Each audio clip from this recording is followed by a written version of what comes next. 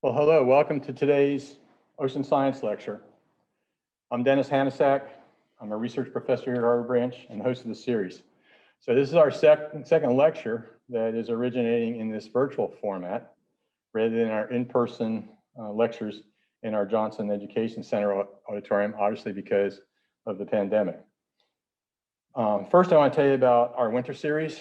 So our winter series of lectures will begin Wednesday, January 13th. That's skipping right through COVID totally, at 4 p.m. So that would be the second Wednesday of January. Our speaker will be Dr. Paul Wills. His lecture is entitled Fish Culture Research at Harbor Branch Oceanographic Institute, the Last 10 Years and the Future. So aquaculture is one of our longest running programs at Harbor Branch. And Paul leads our current aquaculture efforts. He's also our Associate Director for Research.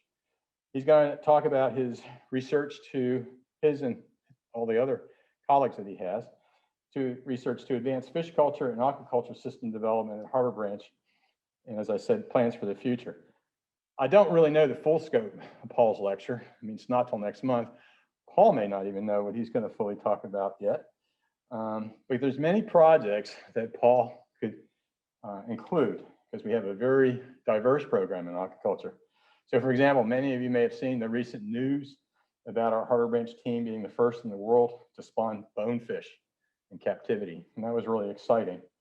And if you haven't read about that, just Google it very quickly and you'll find a number of stories that came out recently that you can prepare for the lecture on. But Paul has also been quite interested in growing things like marine plants. And he started out as a fish biologist, so that I think was probably quite a challenge, but he's embraced that. And some of these marine plants you may have heard about in previous lectures, we call them sea vegetables now for the obvious use for human food. So please save the date. And just so you know, for the winter, our current plan is that we're going to have lectures every other Wednesday. So rather than every week, we realize there's such a thing as Zoom fatigue out there. And we're going to give it a try every other week to see how that goes. And we'll periodically evaluate and the frequency and other details of the series. This is a very unusual time for all of us, and we do welcome your feedback. So today's lecture, I'm actually the presenter. So we get to save time. One thing I should point out is I am masked. We didn't do that last time because I actually wasn't in the room when Shirley lectured. I was actually very close to being in the room, but I was not actually in the room. And we have some very strict guidelines about the pandemic. So in the room with me today is Kristen Davis, who I'll talk a little bit about, but she's worked with me for a long time. And she's actually going to be the moderator for the Q&A portion. And Wyatt, our IT guru, is in here, making sure that everything works okay. And yes, indeed, we are all masked up. So I've been assured that everyone hears me just as well with the mask on, which is a good thing.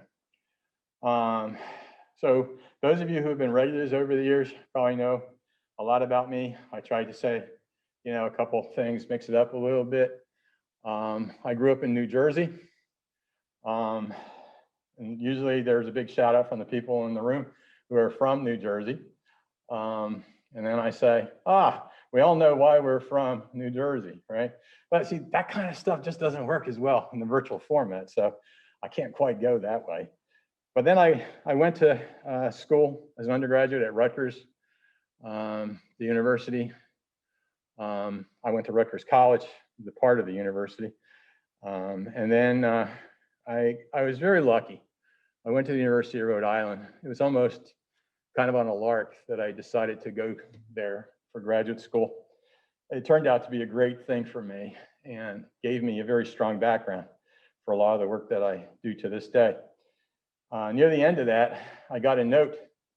This was long before text messages. Back then, text messages were a note in your student mailbox from my major professor. And she said, you might want to look into this. Harvard Branch is having a postdoc opportunity in Florida. And I had two thoughts. Well, I have no intention to live in Florida. I have no intention to move to Florida. That was just way too radical for me. but it was Harvard. So I thought, wow, Harvard, give it a shot. Of course, it turned out that she was mistaken. She must have misheard it on the phone call. It was Harbor Branch. Long story short, I came here. I actually worked in the aquaculture program. That's how I first started. So I know a lot about the background that I mentioned with Paul's upcoming lecture. And kind of the rest has been a very interesting career for me. Some people, go to different places for new opportunities. I found that new opportunities just found me here through the years. And I have actually, when I look back on it, have changed my research a lot more than I might have imagined. So for example, if I could ever have imagined the work that I'm going to talk about today, I would be fairly amazed that I'm doing what I'm doing now. But besides this, I do quite a lot of other types of research. So I really like diversity, if you know that about me. I like to do different kinds of things, and I increasingly work with a very large number of collaborators throughout the state and really throughout the country at this point. So with that as a brief introduction to the speaker, we're going to see if I can do my first virtual ocean science lecture. Okay, so here we go. And I'm actually going to leave the podium and come over here and pretend I'm in the auditorium. And then I'm looking at a whole sea of people. And I have to say, the hardest part about doing this virtually is that we're not in the same room together. So I don't get your energy, and you might not get all of my energy.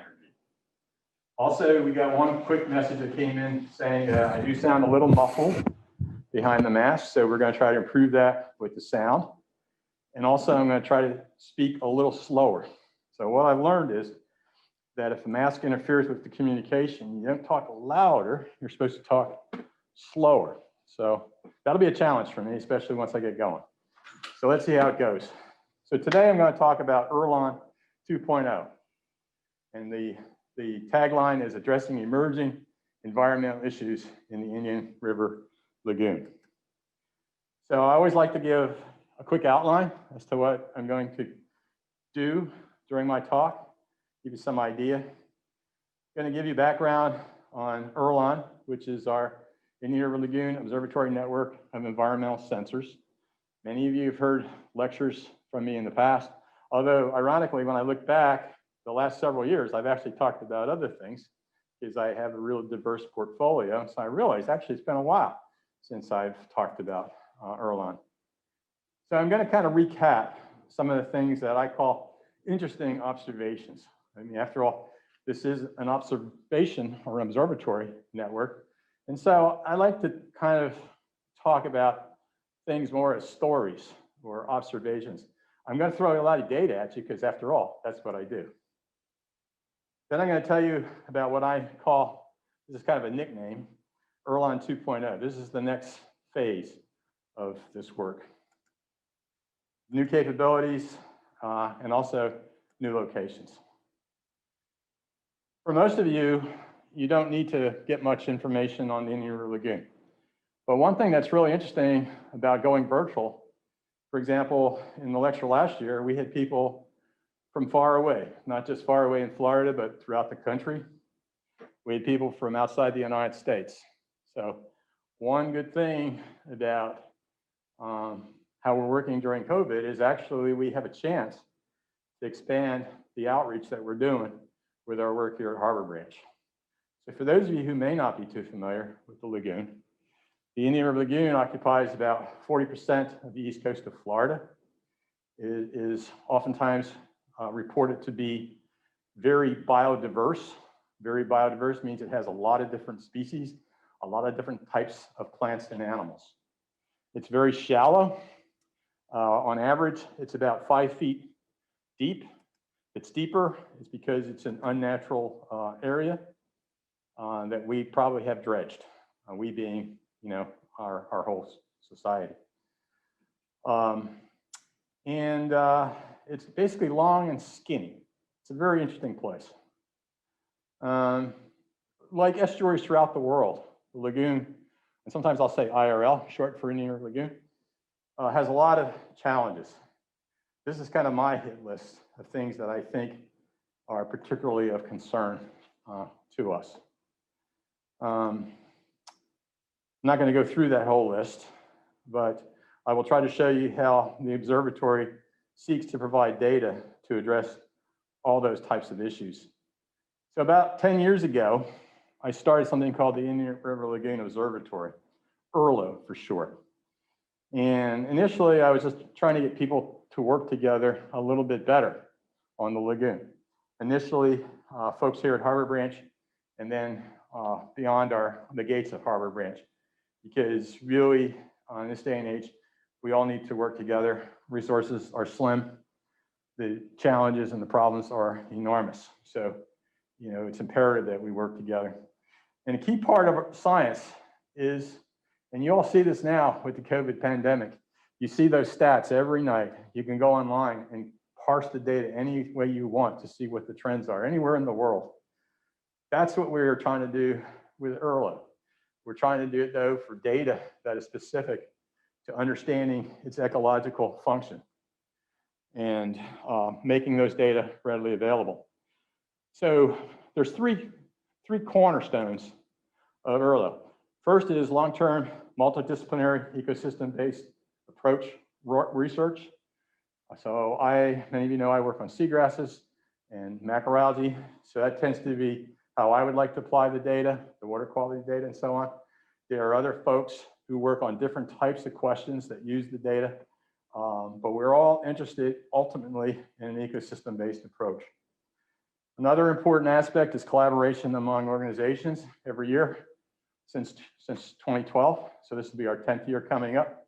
We have something called the Indian River Lagoon Symposium, and we get 350 people to come to Harbor Branch and talk about the research that's going on.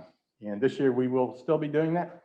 We will be doing that virtually. And if you want to know more about that, you'll be hearing about it soon. But lastly, and what I'm really going to be focused on today is a network of advanced observing stations. That's IRLON. And we started that in 2013. Now, the whole idea here is, as I said, more data.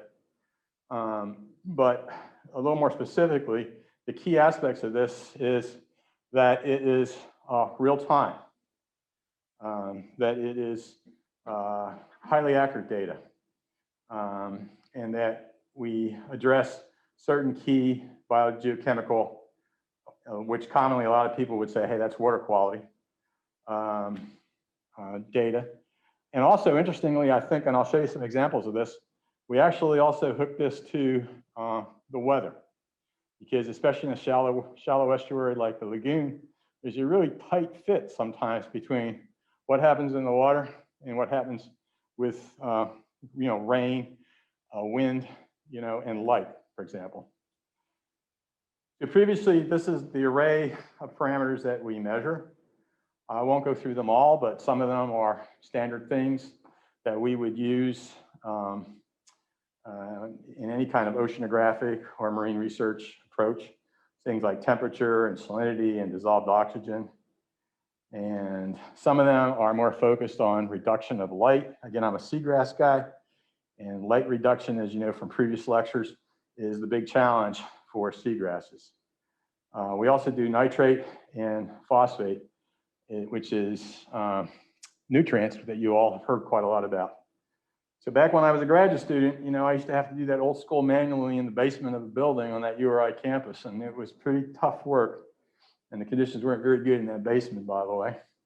But the fact that now we can do this remotely and get real-time numbers, to me, is truly incredible. It's one of the reasons I decided to take a chance to do this work. And we measure, as I said, the weather station measures the standard things like humidity and temperature and pressure and wind information and precipitation. I'm not going to belabor everything that goes into one of our packages of sensors. And actually, things have changed. This is kind of a nice picture of how we did things until very recently. But the key thing is that these are all different sensors. Some of them are a series of sensors. So like the WQMX that's labeled there, on one end, we have temperature and oxygen and salinity. On the other end, we have those light attenuators, chlorophyll A, which is the pigment in the algae, like the phytoplankton that you've heard so much about, that other people have lectured about a lot in the last couple of years. And watercolor, that dark water that we see, usually associated with freshwater runoff. And then lastly, turbidity, which is suspended solids that come in through freshwater inputs, but also get resuspended, like every time the wind blows. You're out on the lagoon, you see the water changes. And it changes because of that, the sediments getting up into the water column. And that all reduces light. The cycle P is the phosphate analysis, which is actually the only thing that's done chemically. It takes about 20 minutes. That's why it takes 20 minutes after the hour when you get the data. That's what's holding it up, so to speak. And the SUNA measures nitrate and does that optically, which again, to me is amazing that it can pull out just that one ion, nitrate, out of all of the ions that are present in a lot more abundance than is nitrate. This is what it looks like first time we sent one out. It looks clean, looks nice. We do a lot of things to prevent fouling. Fouling is the biggest challenge that we have in the lagoon. We have modified our procedures some through the years, but my point of showing this is that it never looks that way again. It's a big challenge to work in an estuary. And as far as we know, the Indian River Lagoon has the biggest biofouling problem. Except for the one station here near Harbor Branch that is on a marker that we actually own and deployed. All our other sites rely on the Coast Guard. So I have to get Coast Guard permission to mount our equipment on their pilings, on their atons, they call them. And it does take a while sometimes to get permission. But what's really cool about it from my point of view is once I have their permission, nobody is allowed to touch that federal piece of property there, including my stuff. So I feel like that's the best insurance policy that I could have. This is what the stations look like above with the weather station and the panel for getting the power and the battery pack. And this is where, starting just a couple months ago, we changed our website totally. So if you want to see the data, all you got to do is go to www.irlon.org. And this is the landing page. And you could spend a fair amount of time exploring the water quality. We migrated all of our data over from our old way of sharing the data to this new website. There are some things that are still a work in progress, and I'll tell you a little bit more about that shortly. So why do we do this? Well, I kind of hinted that for me, part of it is this, my curiosity to see that we could actually make the technology work, that we could actually start to use it to answer certain questions. And there's a lot of other researchers who basically are asking basic fundamental questions to better understand the ecology, for example.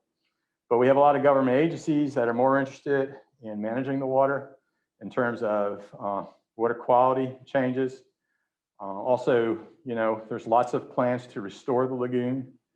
We need metrics to demonstrate that if you spend $2 million, for example, on a project and you say, oh, this is going to improve the water quality at this particular part of the lagoon, you should have data that says, yes, that happened, or no, it didn't. If it worked, that's great. We can learn from it. If it didn't work, we need to know that, and we can learn from it. So that is basically some of the uses of the data. We all know the world is changing. We all know the local environments in the water, such as the lagoon, especially shallow water coastal environments, are rapidly changing. So we could look at that as being, really unfortunate, or we could look at it that this is an amazing time to be studying these changes. So I'm in that latter category where I think that if we need to better understand this, to the extent possible, we need to know how we can manage it and possibly take advantage of it. So we hope this is platforms to make better management decisions, and modelers who like tons of data love this kind of data sets because you never get this amount of data anywhere else. And lastly, we think it's a great opportunity for education and outreach. And that didn't advance. Okay, so we started the sites, and I don't really know that you can see my pointer, so I won't try. But we started our sites right down the channel here from Harbor Branch. We did that in 2013. We did it with an investment made by Harbor Branch, really just to see how this worked, see if we wanted to do it. Then we were very lucky. Our foundation, the Harbor Branch Oceanographic Institute Foundation, said we would like to connect this with a little bit more to the community. And basically that allowed us to add a second station in St. Lucie County, which we put down the Fort Pierce Inlet, and 2 stations in Indian River County, one downstream of Vero Beach, and the other one near Sebastian Inlet. And then about the same time, those of you especially who are familiar with the St. Lucie Estuary and Martin County know there was the first, well, it had happened before, but it was the first time that the public really understood what was going on with what we call cyanobacteria blooms, or blooms of blue-green algae. And they're toxic, and I'll say a little bit more about them again, and you've heard about them in the series and previous lectures by others. And the state was interested in addressing that, and so what we have to the south around the St. Lucie Estuary, mostly in Martin County and southern St. Lucie County, is all due to that. The state basically funded us to do that, and I think we're now in year 7 of that effort. All the funding comes year to year, and that's just a close-up. Sorry, I should have shown that earlier. That's just a close-up of that. Okay. And that just shows the southern network a little bit better. So I talked over that and I didn't show the close-ups. Okay. And that's the dates that we put everything on. And we had one site that was funded by the South Florida Water Management District, which was the one that was closest to Lake Okeechobee discharges. So all that happened really, really fast in 2015 and early 2016. So when we first did this, a lot of people here, including the management at the time that made that initial investment, thought this is just plug and play. Throw the instruments out, the data will come. It turns out it's pretty intense. So we have a field team. We have to go around every 3 weeks to clean the sensors. We replenish the reagents that are needed for that phosphate analysis. And here's just some shots showing you that. Every month, we go out, we take water samples, or we take other instruments to basically take additional readings exactly when we're taking our readings on the hour, every hour, and we always hit that precisely. Otherwise, we have to wait an hour. And we basically use that to match up to the data set to see if there's things like sensor drift, for example, going on. A few stories. 2016, Lake Okeechobee discharges. So I told you that there was a previous round, and that was in 2013 that led to that funding. Well, 2016, so, we're still just getting the network in place. We start having, from the center of the state, Lake Okeechobee discharges. That's one of the canals that regulate district.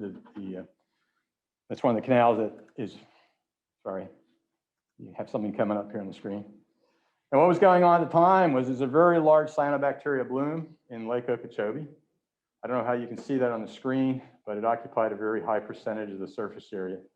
And basically, when fresh water is discharged, which they have to do because if the water gets too high, there is a threat that the dikes will breach around the lake. And that would be a catastrophe, of course. So that's why the Army Corps does what they do. That drove the cyanobacteria bloom into the estuary, where that picture is taken. You can see the bloom right next to the people who probably weren't very happy with their waterfront property now being overrun with toxic cyanobacteria. And when the wind blows a certain way and the water moves a certain way, there will be aggregations of that along the shoreline. They're toxic, but also they, when they die, they produce hydrogen sulfide, which you know is also another toxin. So we call that green guacamole. Really attractive name, right? This is just an example of what some of the data look like. So that's actually a set of data from 5 sites in the St. Lucie estuary. The one at the top, the red one, is nearest the inlet in an area called the Crossroads.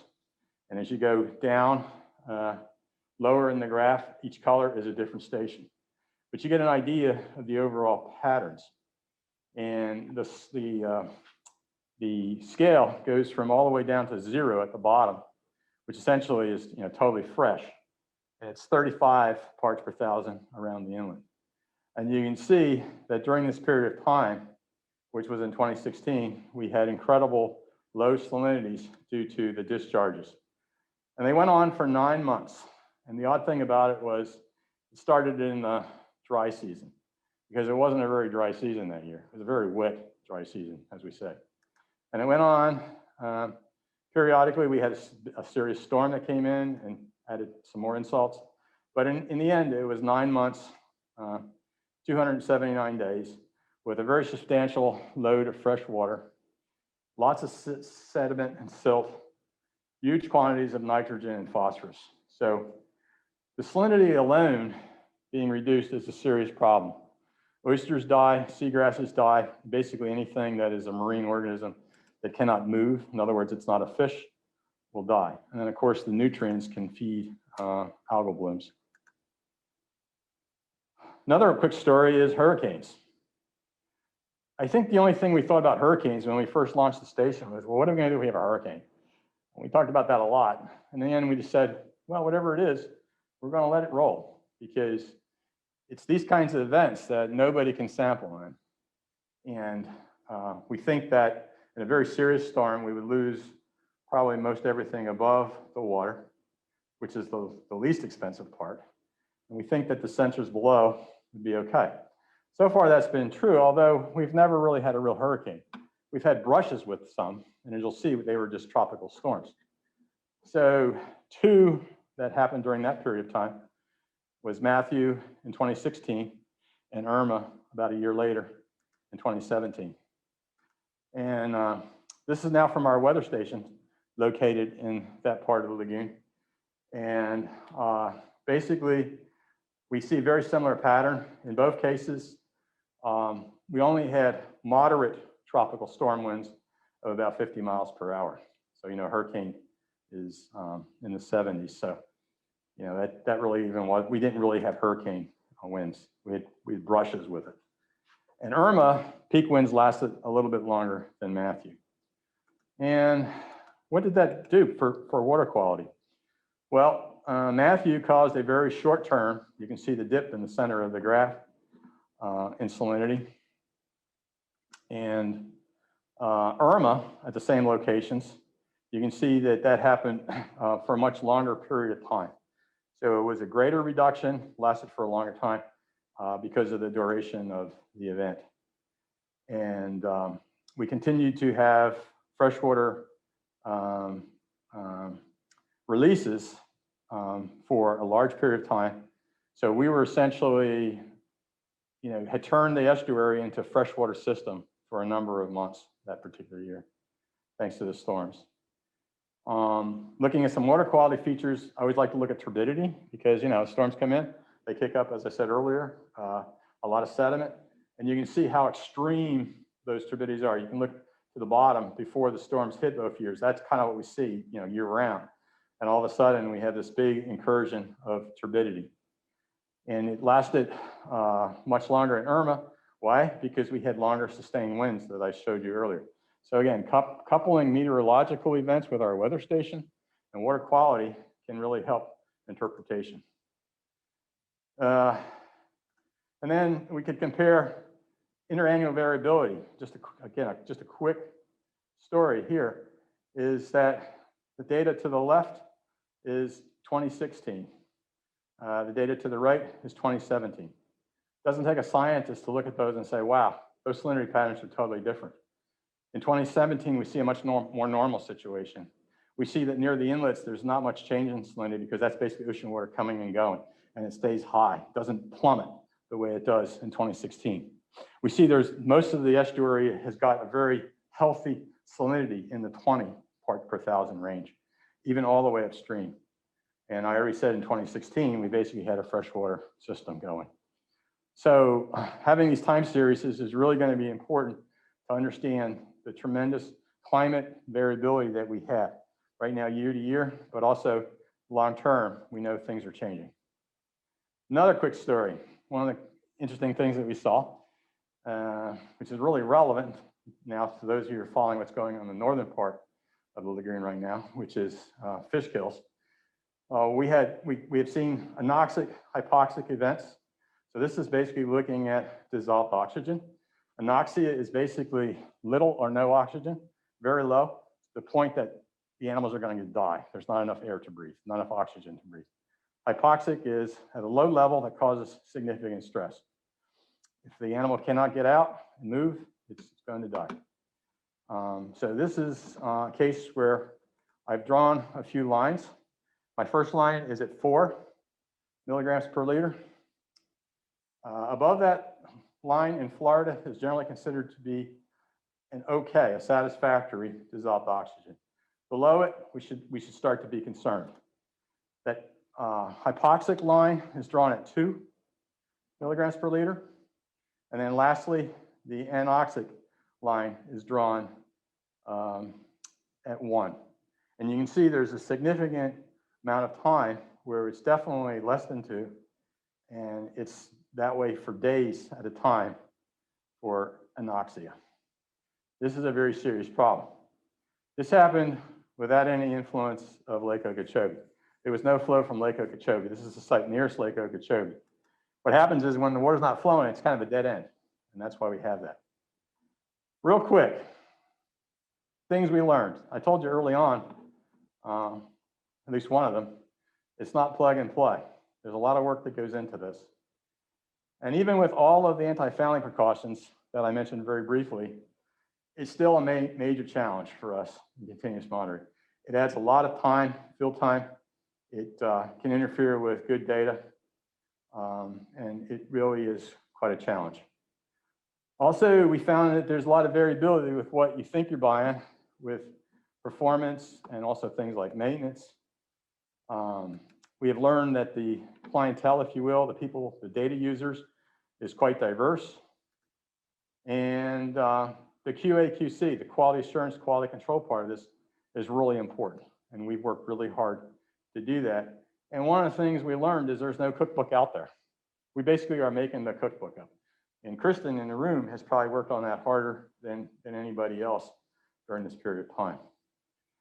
None of this is cheap. It's expensive.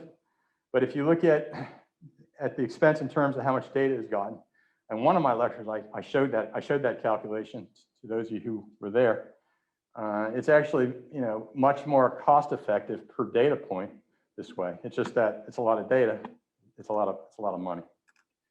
But in the end, I think the good takes over the challenges. I think the value of the data 24/7, regardless of weather, regardless of human schedules, regardless of pandemics or holidays or hurricanes, we have the data.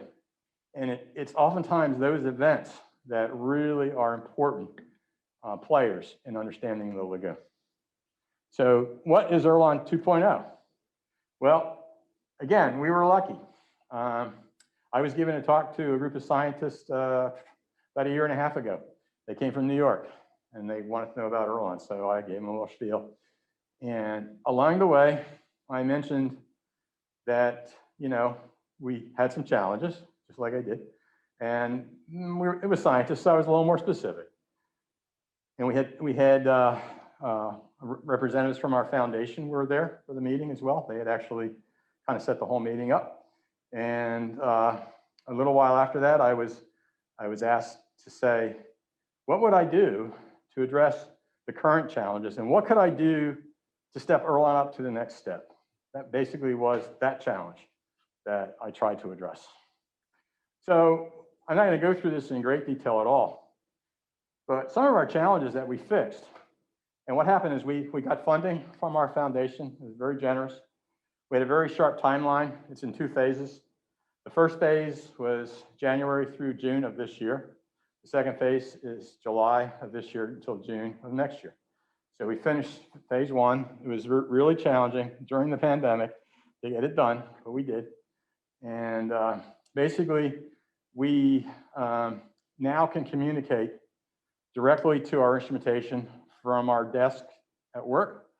And there's a lot of things that we can either resolve remotely, or we can have a better idea what the issues are, so that when we go out in the field, we are better prepared to address it. That saves us valuable field time. Not all of our stations had weather stations. I've shown you the value of weather stations. I'm a big believer in pairing the two. By the way, apparently nobody else is really, who has that particular equipment, had been doing that until we did. We changed the data loggers. The data loggers that we had were the Achilles heel of the entire setup. And we decided to change that, to fix it. And that's what we did. And then, of course, we had some new data streams that had to be incorporated into our data portal. The second objective was to add new technical capabilities. And that's what my tagline was in today's lecture. So this included adding additional sensors to measure pigments of these algae, especially the harmful algal bloom. And in particular, without getting too technical, we have some accessory pigments, phycocyanin and phycoerythrin, that are specific to those cyanobacteria that I mentioned. And I mentioned cyanobacteria particularly to the south in the St. Lucie estuary.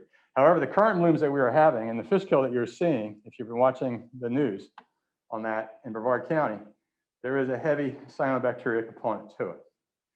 Okay. And also, very excitingly, we're going to address coastal acidification. And we're going to do that by measuring the partial pressure of carbon dioxide. Now, I think in the interest of time, I'm not going to go through all that much on this. Right now, we're still tweaking how to do this. I told you we're really keen on working out QA/QC. But here's one of the first plots of our data in terms of the phycocyanin and phycoerythrin. You can see that there's these big jumps that occur. This is at Sebastian, our Sebastian station. And basically what we think is happening when the water is flowing a certain way based on wind and other features, we're actually getting that water from Brevard County coming across. Our station is located south of the inlet. We actually think that we're starting to pick up the signal of the blooms to the north in that fashion, which is very interesting. We'll tease out a little bit more. Not everybody knows about coastal ocean acidification. I think everybody probably by now has heard of ocean acidification. It's basically driven by all of the fossil fuel that we are consuming, adding more CO2 to the atmosphere. And that is part of the greenhouse effect. The greenhouse effect is natural. What's not natural is how much additional greenhouse gases we have. There's more than just carbon dioxide involved, but that's the main one. You probably, in lectures past here at Harbor Branch and elsewhere, you've probably seen this curve from Hawaii because it's the longest running CO2 monitoring of the atmosphere on Earth, and you can see the steady increase through time. And, you know, we're at the point now where we are at a historic high. It has been hundreds of millions of years since it was this high. Projections for the future are not very good.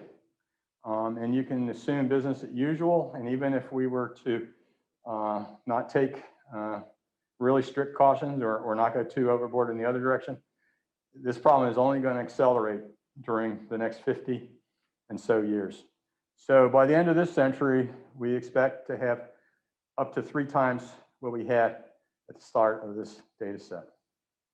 And what happens is that CO2, when it gets into the seawater, basically chemically lowers the pH. pH is how we measure acid.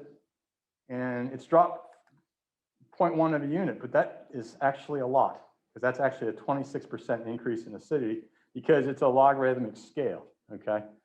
And the futures for that, predictions are that by the end of the century, it's going to fall to a lot lower, 7.8, which is a very significant 170% increase in acidity. So why do we care? What does that hurt? Well, it hurts things like shellfish, anything that's calcifying, corals, coral reefs. In the lagoon, shellfish, so oysters, clams. We're trying to restore those. How can we restore them when in fact we're changing the environment so that it's going to be harder for them to survive? There's lots of things that drive this, but I thought until very recently that this was a problem more for the oceans. It was not a problem for places like the lagoon. However, there's a lot of research now that says no. In areas such as the lagoon, where we have a lot of eutrophication, a lot of nutrient sources, be they point sources like a sewage tank, or non-point like runoff from, say, agricultural lands, those are all important drivers of coastal acidification. Freshwater inputs, including that watercolor I talked to you about, which actually has a lot of organic carbon in, also a big issue. And upwelling. Whether upwelling is a big player in the lagoon or not, we don't really know yet. But many of you know that we do have a very strong summer upwelling. It's very interesting and may, in fact, be a contributor to this. So that's why we're picking those. And then we did some major upgrades on the website that are still ongoing. I'll show you some examples of these. So I think I'll skip the bullets. And again, this is what that homepage looks like now. And just some quick snapshots of the data. All these are screenshots. It takes me about, a few seconds to get the data. I just tell it, here's what station, here's what parameter, here's what I want. Usually I take salinity, and this time I said, you know what, let me do something different. I did this just like 2 days ago, so obviously I was thinking about this cold front that we now have, right? So here's data that went through, I think, Monday for like a week, or not too much longer than, or I guess the whole month of November up to that point, which was most of the month. So you can get it, and you can see that there was a couple of times where we had big decreases in temperature as we started to get these earlier cold fronts. So we can actually see that in the water. And then I've drawn those 3 lines. The one that is in the center is taking an average of all the data that we've collected at that site, which is the Vero Beach site, since we started. And so if you're looking at this, you can say, well, is it really that cold, or is that just like, a ballpark number? And you can see, yeah, it's cold, but a better way to look at that would be to parse the year into 2. We call it wet season, dry season. It's essentially summer, fall versus winter, spring. And you can see there where I drew that line, it has a much higher temperature level on average of all the data that we've collected at this particular site. And this is a typical dry season. So the most appropriate way to look at this would be to compare it with dry season data. And you can see that for part of that time, it was actually on the high side, and then kind of got more normal on us. Here's another example, oxygen. DO. Top one shows you how the oxygen fluctuates through time. And you can see there's periods where it declines. One of the options you have to look at the data is give me some reference points. We don't have this for each parameter, but the top line basically says, it's that same number line I drew before. It's 4 milligrams per liter. So anything below that is an area of concern. This is that same station, different year, different season. This is July of 2020. So just after we had the new setup going. And you can see that for a good part of that month, it was below 4. Significant time, it was below 2 or hypoxic. And we even did have anoxic situations again. Again, there were no Lake Okeechobee discharges at the time. Lastly, when the foundation said, can you do some more things? Well, I came up with new sensors, and they really wanted me to consider expanding to the north. And truthfully, I was a little reluctant to do that because we got our hands full. We got lots of work. We have lots of challenges. But on the other hand, 71% of the lagoon is in Brevard County. And those of us who live down further south, we tend to forget that. And the water quality parameters and the issues they face up there are very, very different than what's in the southern lagoon. So long story short, we held an advisory committee meeting in June. They gave us guidance. I'm working with the Coast Guard, and we're going to have these stations online sometime over the latter part of the winter. Where are they going to be? This isn't guaranteed yet because I still have to get some permissions, but one of them will be in Titusville, not too far away from Banana Creek, between the two bridges. This is one of the areas where there's very commonly whatever harmful blooms are there, and there's been a sequence of them in the last 10 years. It's always a good place to take a look at that site and find them. But also, we're going to go into Banana River, where we are going to be working right in the Space Center area, which also, and right now, for example, still has really intense blooms going on. So we're really kind of pushing more of the concept of locating our stations to address the HABs that I mentioned earlier.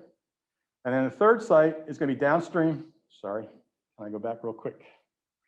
The third one is going to be Malabar, Grant area. This is south of Melbourne. So it's south of where all the freshwater inputs in Melbourne come.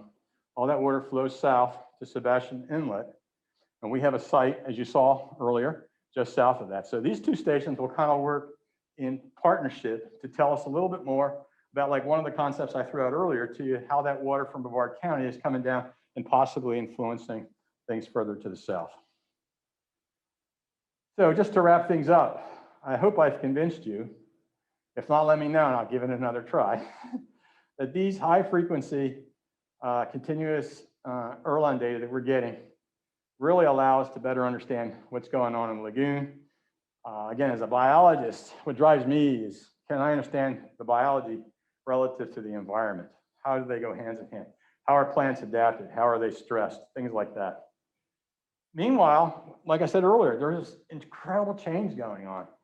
And, you know, it has a lot of bad implications, but at the same time, we fully do not understand, you know, what the natural variability is in the lagoon.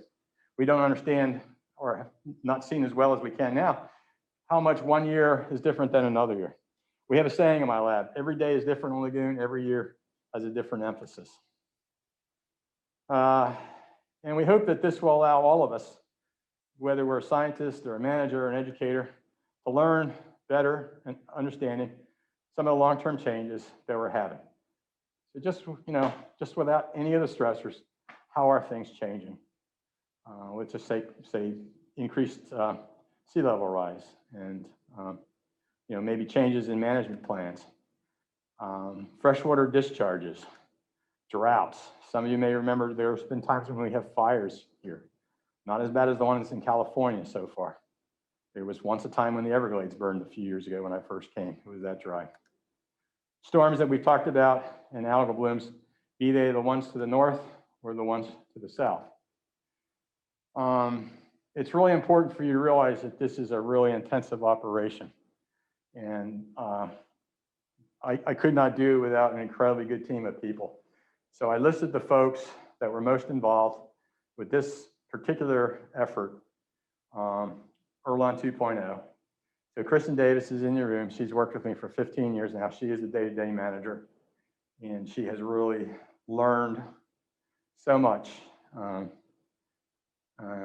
Probably one thing she learned is when I said to her, "Don't worry, Kristen, we're never going to do real-time water quantity." Man, I have to say that. John Richardson worked for me for 5 years. He was the head of our field effort.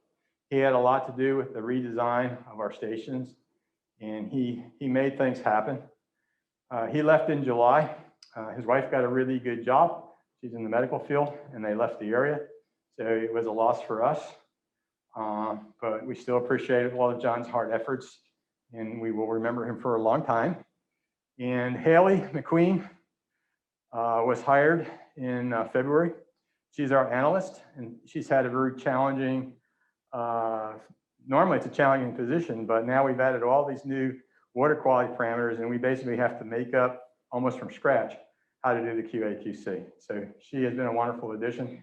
Brian Botson has done a lot of the work with the data, and actually is the guy now who is responsible for the day-to-day operations of our website that we now totally control, and we can change it the way we want, which is a really good thing. Chris Huey, which he's been here for a couple of years. He replaced John as our lead team person, field person, after John left. Two folks that we hired during the pandemic in April, Scott Hurley. Scott was one of our Semester by the Sea students in 2002. Became an educator for a bunch of years. And one day I ran into him at a science fair of all things. And we started talking, and we both realized that he was thinking he might want to go back into research. So we were lucky to get him in April. And Ron joined us from Michigan. And so he made a really big move in the middle of the pandemic to take the opportunity to work with us. And then also Stuart Moreau. He heads our Harbor Branch Technical Ops team. These include engineers, fabricators, designers. So all of this work that we did, I could not have done it without them. And so they are an important part of the team. I've mentioned the funding sources, but it never hurts to mention them again. The Harbor Branch Oceanographic Institute Foundation. So you saw how they helped launch 3 of the stations initially, and then allowed us to do the IRLON, gave us the opportunity with the funding to do IRLON 2.0. And they also are the ones that administer the license plates, including the Save Our Seas plates, which I've been fortunate to be funded on to do a lot of these work over those years that I mentioned. And then the DEP is where we get the money from the state every year, and they've been really good partners, as has the South Florida Water Management District. You can go on the website and go to the Harbor Branch website and just look for IRLO. And from time to time, we do put things up, and we call them observations, just like I tried to today. And you can see the link there, and also the data link. And you can always contact me as well. And last, I showed this once before, and people said, "Are you going to show that again?" I said, "Sure, why not?" Yogi Bear, great Yankee. You can observe a lot by just watching. So I invite all of you to continue to watch, learn about these new sensors and what they mean. Learn about the harmful algal blooms and how we might get a better handle on how they form, how they break down. And then also the coastal acidification. Right now, that network that we are building will be the largest coastal acidification network anywhere. And that's because the Indian River is so amazing, so challenging. So with that, I think I will stop, and Kristen is the moderator. Thank you all. And I can hear you all applauding. No, I can't. And I guess I should just remind everybody, this is you missed this on the slides on the way in to the Zoom. The way to submit a question is just to find the Q&A box on the bottom of the Zoom, and you can type it in there. And Kristen will work through them and throw them my way. And if I think she's better off to answer than I am, because she knows a lot of details that I don't know, I will say, "Hey, Kristen, what do you think?" Ready? I hope so. All right, so I'm going to go through the questions based off how they've been rolling into both the chat and Facebook Live. So our first question regards the website. Is the IRLON.org website open to the general public? Okay, so the question, I guess everybody can hear, I don't have to repeat it. Oh, that's one thing we don't have to do with this format. We're always reminded to repeat the questions when it's live. Yeah, anybody can do it. And it may look intimidating at first, but it's not.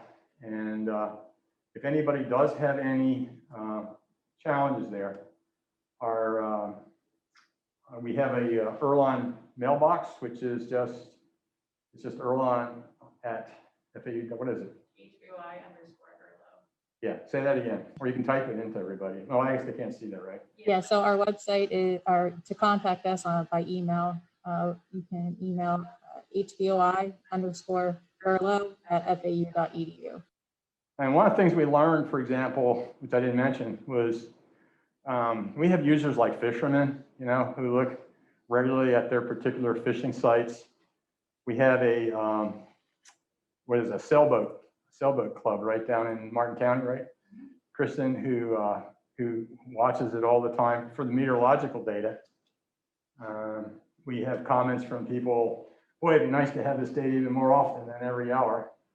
And so we do reply. Chris and I usually will consult, and then one of us will send an answer back. So please send any questions if you have problems with this. And if any of you have a group of people, we could set up a training session. All right, so next question coming in from the chat is, do the extensive observations from IRLON allow us to develop or take action to address the problems that we are observing? Well, Kristen, I think that's one you should know. I hope so. I think, you know, it's still kind of early on, but I think people are increasingly incorporating it into various research products, publications that eventually influence management. I know that, you know, when we made the transition between the two systems, we started to hear from people because not everybody got the word that we had switched. And I was surprised by the number of agency people that wrote things like, I look at this every day and I'm worried that I can't find, you know, so we just had to explain, you know, well, here's the new website. So I think that the answer is yes, it will. I personally feel that the investment that we're making in coastal acidification will lead to real significant management action. That is a glaring gap in what we know about estuaries in the southeastern United States. And, you know, we have a restoration program, for example, in Brevard County that is going to want to put in 20 miles of shoreline with oysters. And yet the conditions are becoming more acidic. Now, that's not necessarily the end of the story, because I'm a seagrass guy. And so one of the things I did put in this talk, maybe next time I can talk about it, I gave a scientific talk about this already, and that is the idea that we should think a little bit harder about co-locating seagrass restoration, which also needs to be done, with shellfish restoration. And the reason for that is there's a body of literature growing, and there's no reason to believe it would not be true here as well. And I am doing some seagrass restoration, so I am testing some of this. The problem is CO2, but while that's detrimental to shellfish because it lowers the acidity, it's actually good for seagrasses because they need CO2 to make their food. So actually what we have found is that in areas of seagrass, the pH swings are not as high. They actually ameliorate that change, which means that shellfish that have a healthy seagrass bed nearby may not experience this problem, even though other areas nearby or other systems nearby you know, may be struggling with coastal acidification. I think for students, if there's any students out there, these opportunities to take advantage of big data sets, incorporate experimental work that takes advantage of that and is strategically located, and look at the solutions. I think we're done telling everybody, oh, this is horrible, you know, everything is just bad. I think, no, we need to tell everybody, well, what's bad about that is here's what we're going to lose from the lagoon. We're going to lose, you know, fish or shellfish, or, you know, pick your favorite group. That's what we need to address. Why does that matter to us? And then, more importantly, what can we do about it? And I, for one, believe there's a great deal of things we can do with it. And part of that is having a large, reliable data stream of the environmental factors. Because everything that we put out, anybody can use. People do not have to spend money, time, effort to generate their own environmental data. They can do whatever's cool to them, whether it be studying the microbiology or the mammals or the shellfish. All right, moving ahead to the next question. Dr. Shirley Pomponi would like to know if we're planning to add any other sensors in the future, for example, hormones. Hi, Shirley. Thank you for coming. Well, first of all, Shirley, even though I am much more than 6 feet away from Kristen, she would probably throw something at me if I said, yeah, we're going to add some more stuff soon. We have to assimilate, what we're doing now and make that work. But having said that, the way we now have this new data logger, see, in the past, one of our restrictions was we had totally maxed out our capability. So we could not put additional sensors. So every time someone said, hey, I got an additional sensor, can I hook it on? The answer was no, because we didn't have any, we call them ports. We didn't have any opportunity, we didn't have a way to do that. And we were doing some unusual things to actually keep everything going that we were. But now, with the data logger we have, it is much easier for us to add a sensor. So for example, if there was a scientist out there who said, hey, I'd like to do that, well, then we would try to figure out, could we do that? Maybe at one site, kind of as a prototype and make that work. So long term, the answer is yes. Short term, I think we got to make sure that we deliver on our current promises and that we make sure everything works really, really well, and that we help others who want to use the data. This data use is much bigger than just my group or here at Harbor Branch. I mean, the data can be used by anybody, and it is. Following up on that question, can you describe any of the research that's being conducted at Harbor Branch or other local research institutions that are applying the IRLON data? Yeah, let me just give you it's hard because I don't want to just give one and offend anybody, but let me give you one that's kind of near and dear to my heart. And that's because I started out, when I went to URI, I didn't say what I did for my master's first, but I worked with phytoplankton. And we have a great team of people here. Was led by Jim Sullivan, but now he's our director. And now that work is led by Malcolm McFarland. And he's got some great people in his lab and some good students and so on.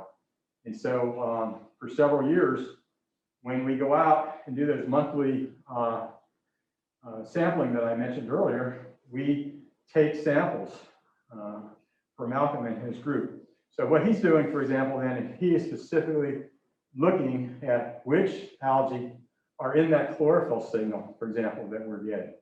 And we are, and Kristen actually, and I haven't talked to Malcolm about it, so I don't know if he's on, but just this week we were saying, yeah, once we get all of these new sensors online to see more closely how the signals that we're getting match with what he's doing.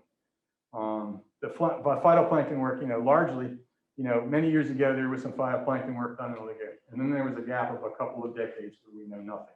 And then all of a sudden we have HABs, and now everybody's interested in it, but we still don't know so many basic things about the phytoplankton community and what triggers a bloom. And then some of them, are toxic, what triggers those. So again, I think that's a really good example. That's one that, Malcolm and I have worked together and we've talked a lot about. Another one would be, we have a new scientist, Tim Moore. I don't want to give anything away, but you're probably going to hear a lecture from him soon in the upcoming series. So he works with remote sensing satellites, and particularly, he's got some great images that he can download them. Anybody can, but he's an expert and he knows how to tweak them and make them look really good.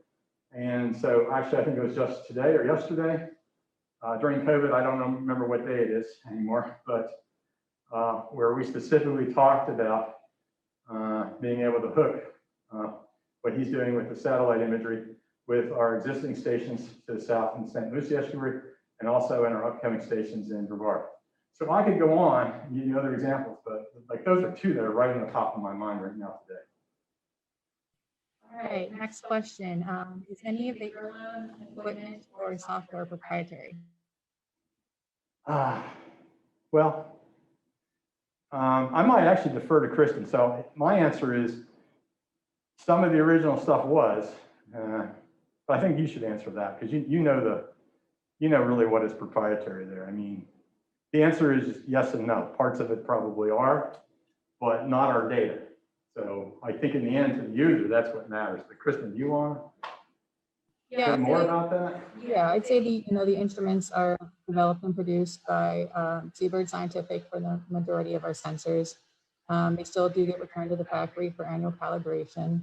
Our SUNA sensor that measures nitrate specifically has a proprietary algorithm that is able to measure the nitrate from the surrounding seawater. So in terms of proprietary, I would say that is the case for a lot of the instruments. In terms of the data analysis that we're doing and a lot of the background of the website, I would say that's not proprietary. Yeah, so that's not that different than say other instruments that we all might have in our labs, where the commercial enterprise has aspects that it's proprietary, but we don't really need to have access to that.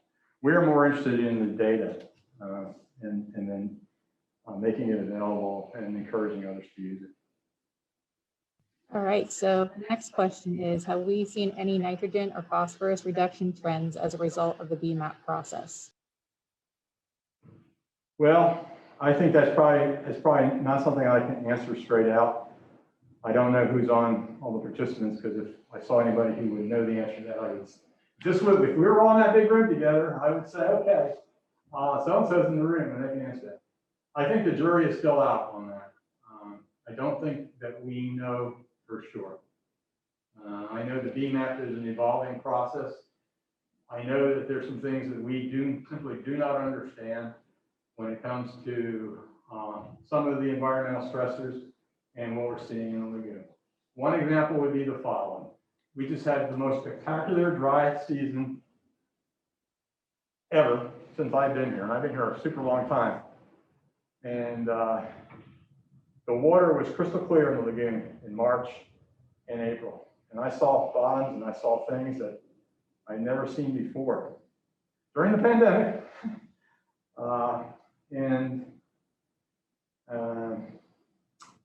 We would have expected then that since the conditions were favorable for photosynthesis, that we would have seen a very strong rebound of seagrasses in at least some of the stations that Chris and I and others have been working on for the last 15 years. And we didn't see that. And I think we should have. I think there's something that we are not collectively understanding yet. But I know there's a lot of good people that are trying to put their heads together on that as we speak. Hope that helps. All right, next question is, do you collaborate with Orca and do you measure Enterococcus? Okay, do we collaborate with Orca? So Orca and Harbor Branch, we started about the same time, I think, more or less. And so we are always kind of putting that same category together. I know Edie and Warren, the overall director and the person who operates the Kilroys really well. And so we do frequently communicate. And I'm involved, for example, with developing a monitoring program with others, about 15 institutions. And so, for example, Warren is part of that. And part of what we're going to be addressing is real-time water quality monitoring. I think when Edie and I speak together, we're at similar meetings. So I don't want to speak for anybody really but ourselves, but I would say that Orca is doing an emphasis more on looking at the inputs to the lagoon. So looking at putting their sensors more into like where the water is flowing, like, the canals that go into the lagoon. Most of our sites are more, I don't want to say just strategically located, meaning that's different than what they're doing. It's just a different strategy. We're looking more at the interaction between the inlets and the big freshwater inputs in our existing network. As we go to Brevard County, we're trying to focus a lot more on the HABs. When we had that technical advisory committee meeting, we had Orca involved, of course. And actually, we had presentations. Warren made a nice presentation on the Kilroys there.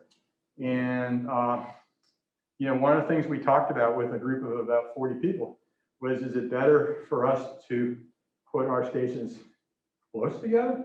There's some rationale for that. Some redundancy is not a bad thing. Some comparisons of different types of systems is not a bad thing. Or do we want to spread the resources out a little bit? And again, once Warren explained, you know, the Orca emphasis on how they decide locations, and I tried to do the same thing, we ended up saying we do not want to overlap because we think there's enough gaps that our new stuff should address gaps. Similarly, the Water Management District, the St. John's, the one that handles the Indian River Lagoon from Indian River County north, so Indian River and Brevard. They also have 5 real-time water quality monitoring sites. Most of their equipment is a little bit more like ours than it is to Orca's, but not exactly the same. And again, we factored that in as well. And one of the things that we talk about as a group among us, the 3 of us, is that it would be nice to be able to put all that data together to make it more readily available. And that is hopefully going to be one of the things that comes out of this monitoring plan through the NEP, is that there needs to be more of a overarching way that just like you can just get our data pretty easily, that everybody's data, not just real-time data, but all kinds of environmental data are readily available to anybody who wants it. And then we need to make sure that we can interpret it as well, because not everybody, you know, feels comfortable doing that. Hope that answered it. Yeah, it's 5:15, but let's keep going. All right, so the next question is, has there been a cost-benefit analysis conducted on IRLON? Well, cost benefit. The only thing that I had done is what I alluded to earlier, where for one of these talks, I said, you know, it's expensive. But then I sat down and I figured out, okay, first of all, some water quality sampling efforts that go on are done like 4 times a year. 4 single points for the whole year. Monthly used to be a big deal. When Chris and I started this other work that we're doing in 2005, where we have some data sounds that are getting continuous reading, but they're not real time, we have done weekly water quality sampling at our sites. And that is considered fairly intense for that approach. So what I basically did is I said, well, here's what it costs to do 1 sample a week this way.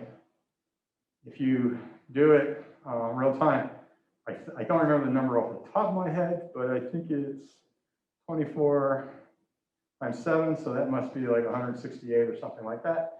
So you get 168 data points. So when you look at what it costs per data point, that cost benefit analysis favors the approach that we're taking.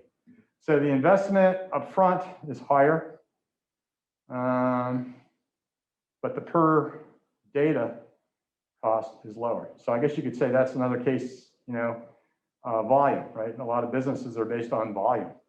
I guess maybe that's the story there. The other kind of benefit, I think, is one that's going to be harder to do.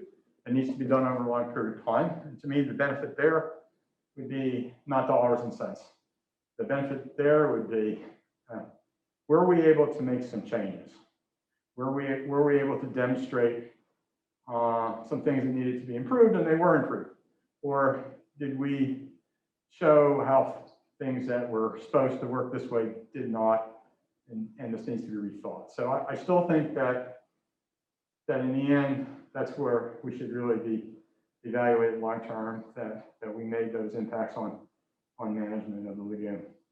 The one that's really hardest to calculate is the scientific value, because most of us scientists think, of course, that our data and our publications are top priority.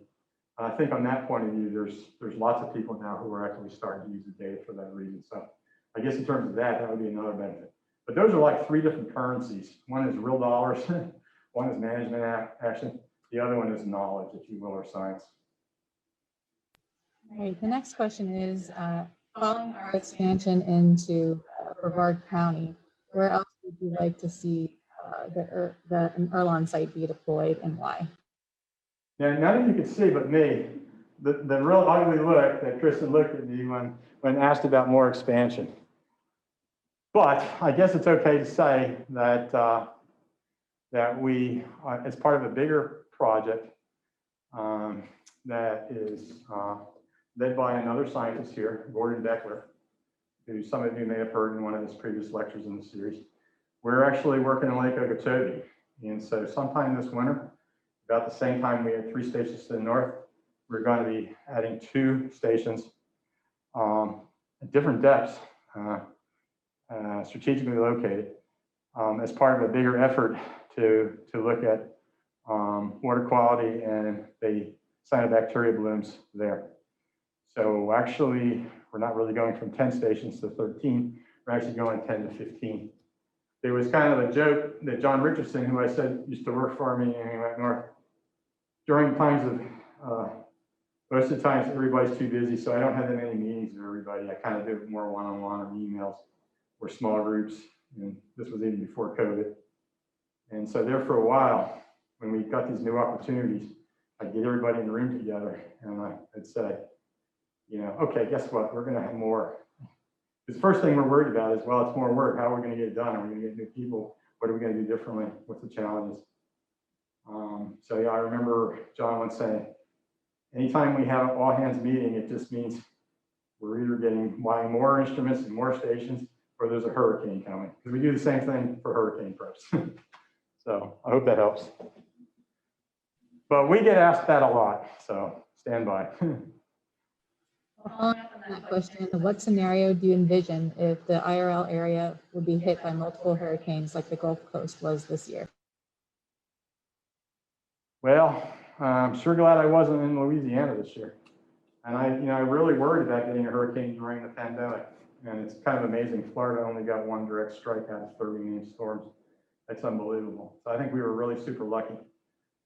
Those of us who were here in 2004, either here at Harbor Branch or lived in the area, know what it was like then when we had 2 storms that came across exactly 3 weeks apart. It devastated us here at Harbor Branch. And a lot of our people had serious problems at home. It was really difficult.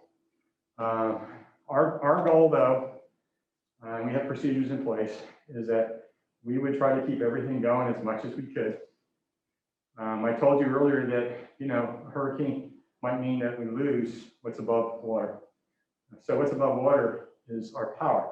So it's our solar panel, it's our battery, it's our weather station.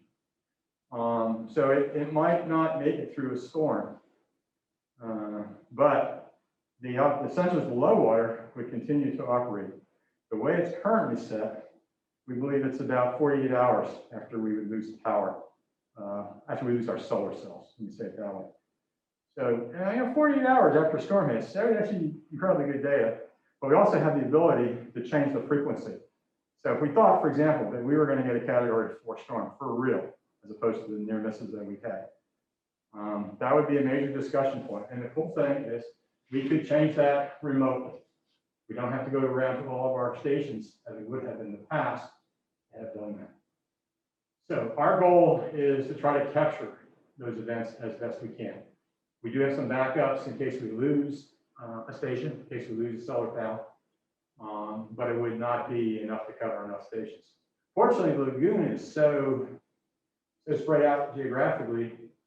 You know, I think worst case we would just lose part of the network in a serious storm. And then we would try to get it back up as soon as we could. That's what we did. All right, so the next is a comment and a question. It says the network is offering a great resource and aggregate model is a wonderful precedent for scaling and connecting the data collection and data visualization of a bloom pattern worldwide.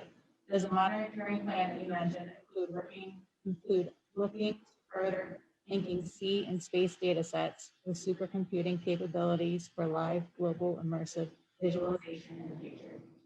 I hope you saved that comment for me, Kristen. Okay, I'll put it this way.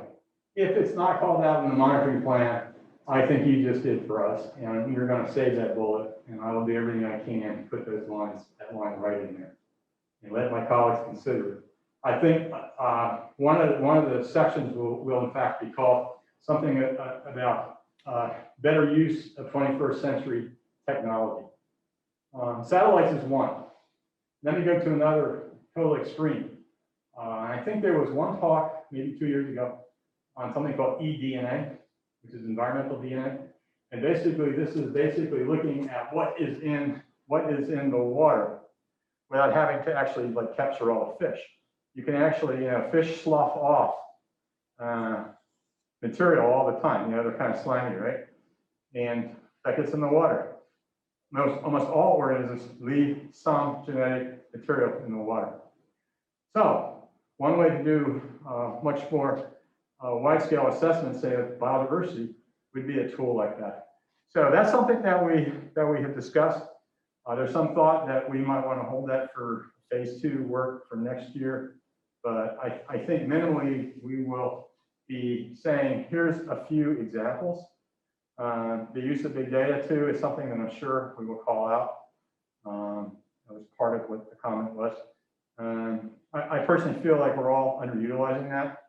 I mean, most of us were not trained that way when we were graduate students. Therefore, as a faculty member, somebody who is involved in graduate education, and our institute is involved in teaching graduate students, I think it's imperative for us to make sure that our students do know how to use big data moving forward. Okay, it's just what we have to do. How are we doing with time? Is that it? That's it. All right, well, look, I really want to thank everybody for coming. Again, I wish I could see you all, but someday at least for the local folks, we'll be doing this live. I'm really interested in getting feedback on the lecture series overall. As I mentioned, it's still a work in progress. Each speaker, we all may do this slightly differently, depending what the comfort level of the speaker is. Right now, our model is to set up this nice controlled small room because we have better grasp of the technology. It's a little more secure to do it here than from like doing it from our homes and things like that. So we just want to make sure that we can get the lectures out when we're supposed to. And again, you can go to our website anytime. You can just Google Harbor Branch Ocean Science Lecture Series. You can see this lecture will be posted fairly quickly. And you can look at lectures. You can look at Shirley Pomponi's lecture from last month, if you saw it, or if you want to see it again. And you can go back, I think, until about almost 10 years. And you can see that most of our talks, even before COVID, were taped before a live studio audience in those cases. And take a look. And if you're running out of things to watch on Netflix, we got some great content, the work we did here at Harbor Branch. Thank you. See you next month.